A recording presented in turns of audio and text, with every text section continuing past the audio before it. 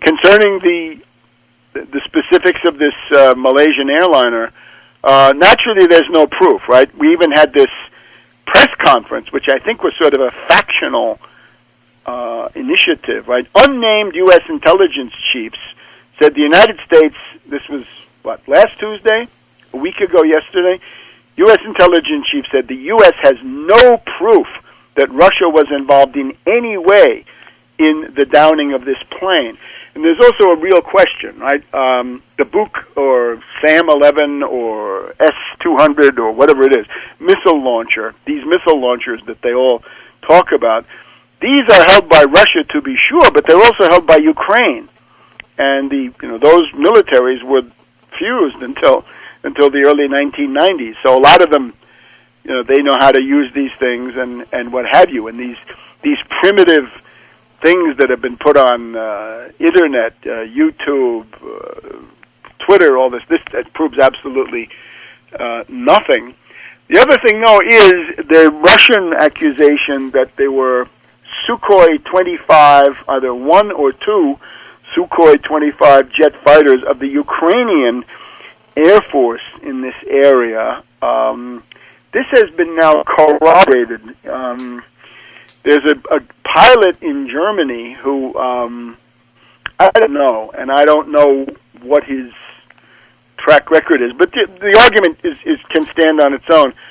If you look at the pictures of the wreckage, you will see that there are bullet holes in the side of the Malaysian aircraft, and you can see by the way the hole is shaped, right, with the ragged edges on the inside of the plane, that these are entry wounds, right, entry marks for slugs, right, and presumably from a 30-millimeter cannon,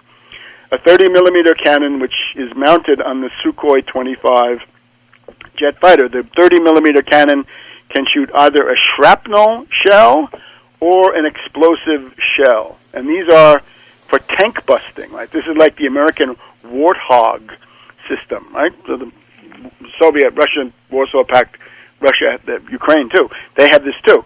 And what this one observer has pointed to is you can take a segment of the outer skin of the Boeing, the Malay MH17, and you'll see that some of the holes seem to be entry points for slugs from outside the aircraft.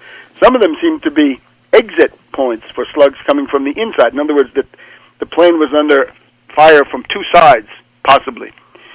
And if that's true, that would tend to bolster the Russian accusation that the Ukrainian Air Force is actually the prime suspect. There's also a very interesting article in a German paper by a former member of the East German Army, right, the National People's Army of East Germany, and he says that the configuration of the debris and the state of the debris indicates that it's not a large surface-to-air missile, because he says if the surface-to-air missile hits a plane like that, it's going to create fire, a very high-temperature explosion pretty much in the whole plane, pretty much immediately. So you would have had a huge explosion at high level.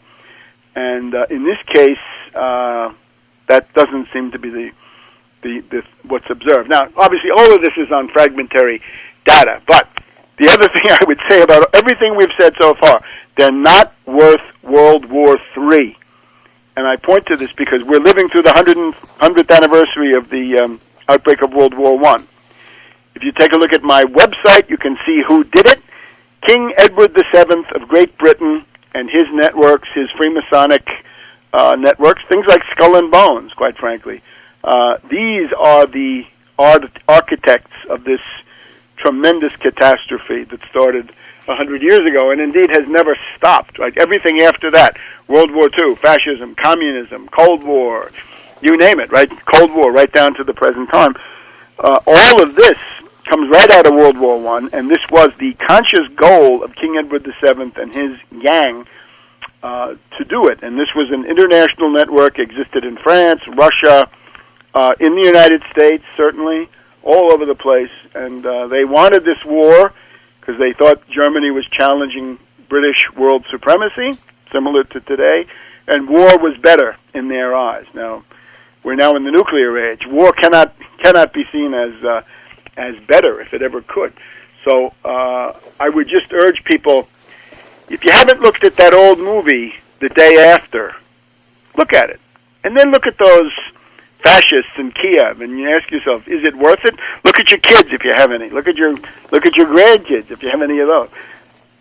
Look at them and say, is that worth seeing that go up in these kids and people and the civilization we've been able to build?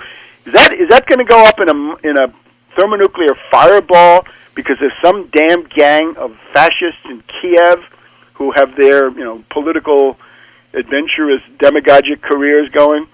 And I have to say also, it's important to stop this stuff with the Israelis, because in the case of Ukraine, it's a very clear thermonuclear escalation path, right? If you have a civil war in Ukraine, you might have NATO troops coming in from the west, Polish troops, let's say, prime candidates, coming in from the west. You'd have Russian troops coming in from the east.